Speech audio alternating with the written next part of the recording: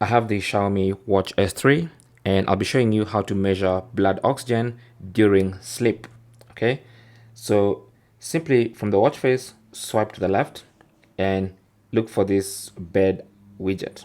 Okay, so there are plenty of icons here and widgets. So look for this one, tap on it, and this basically gives you your normal sleep data and it does sleep monitoring.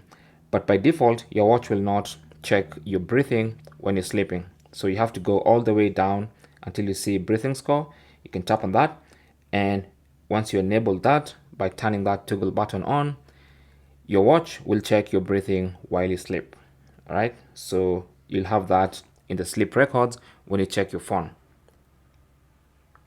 That's basically how to enable a breathing score during sleep monitoring.